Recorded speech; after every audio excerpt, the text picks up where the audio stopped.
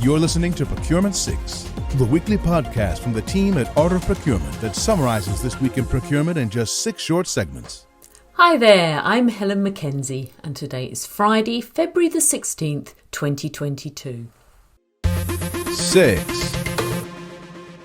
It's a time for reflection here in the UK this week as we say goodbye to Queen Elizabeth II, or as most of us call her here, the Queen. One of the Queen's greatest qualities was her focus on service, reflected in the fact that she was still working, doing her duty nearly to her dying day. Serving others is a key role for procurement. Procurement can focus on supporting the strategic objectives of the business, and that's an important contribution we can make. But we can also make sure we have contracts for the things that people in the factory, on the shop floor or at the front line need to make the business work.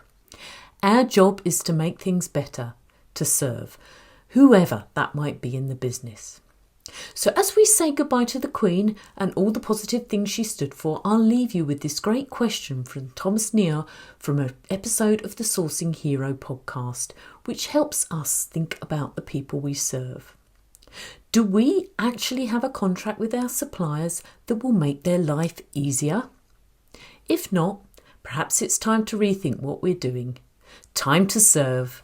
5. In this week's podcast, Philip Idson talks to Martin Bierman, Chief Product Officer at the HRS Group, a global tech company with a focus on business travel.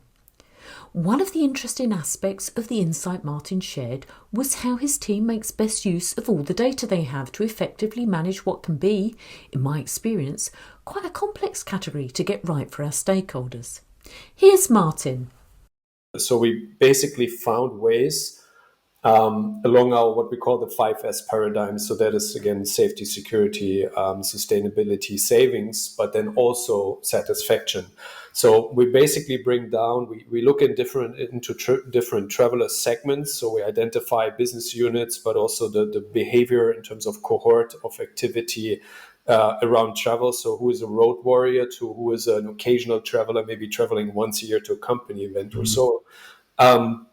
And then we look into their behavioral patterns driven down by market, but also by business unit, because usually you see in a certain function they work, in a certain market they work, under a certain subsidiary, then you see a clustering of the behavioral aspects. And then you understand which hotel services are basically surveyed in the review or in the feedback function of our platform, how well or how bad.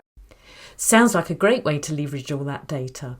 You can hear the full conversation between Martin and Philip in our latest Art of Procurement episode, wherever you choose to listen to your podcasts.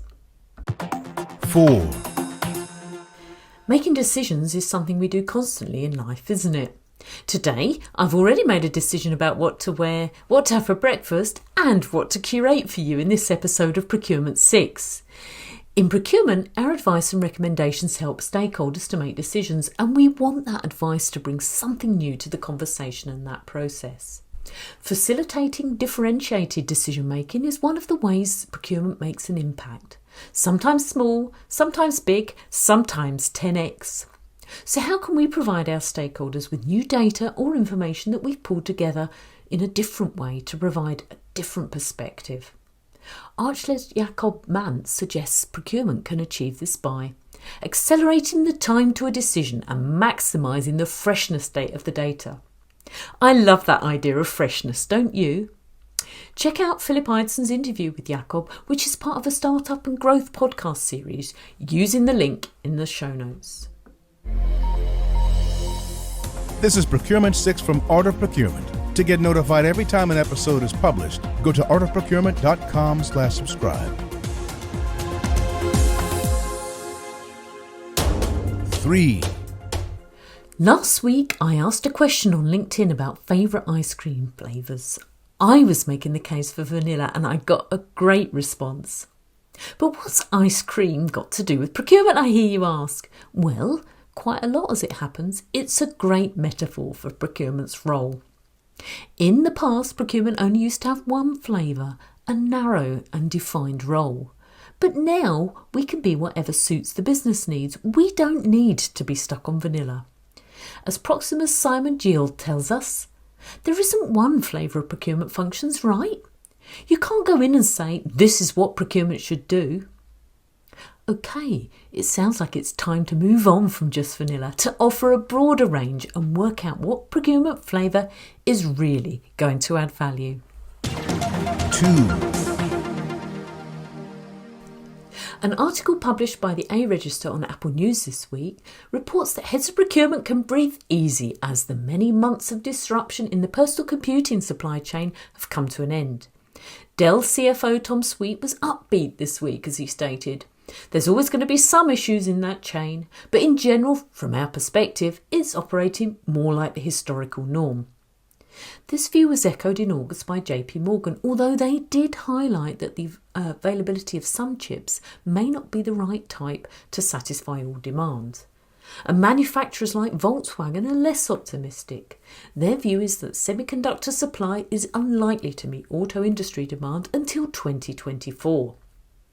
Interesting times ahead for the supply chain for chips, I think. In other news, inflation and low consumer confidence is having an impact on demand. Swedish company Electrolux announced cost-cutting plans this week and also warned that profits could fall. Reuters reports that, in Germany, a rising number of companies are failing and that the economy could stagnate or even contract in the second half of 2022. So, it appears that there's plenty of economic uncertainty on the agenda here in Europe at the moment for procurement to take into account. 1. Next month sees the return of our flagship event for the fall, AOP Mastermind Live 2022. On October 4th and 5th, we're going to be exploring ways in which we can 10x the impact of procurement. As part of the preparation for the event, I've been meeting the panel members we have lined up for you, and what an inspiration that's been. We've got Adam Brown, the leader AP Moller Maersk, who's going to talk about that familiar 80-20 paradigm to challenge how procurement implements technology and help us break down our own barriers about what procurement can and should be doing to drive value. And procurement entrepreneurship thought leaders Sami Rashed and Danske Bank's Tide Kazi will be joining me on the virtual stage to pose the question, is it time for procurement leaders to adapt or die? Make sure you don't miss out. Register now for Mastermind Live by going to artofprocurement.com/calendar or click the link in today's show notes. So you can join us on the day. And if you can't make it live, you'll get priority access to the video plays, which are available as soon as the event finishes. Hope to see you there. Thanks for listening. We'll be back next Friday at 6 a.m. U.S. Eastern Time. If you've enjoyed this pod, help us grow and tell your peers to search for Procurement 6 wherever they get their podcasts.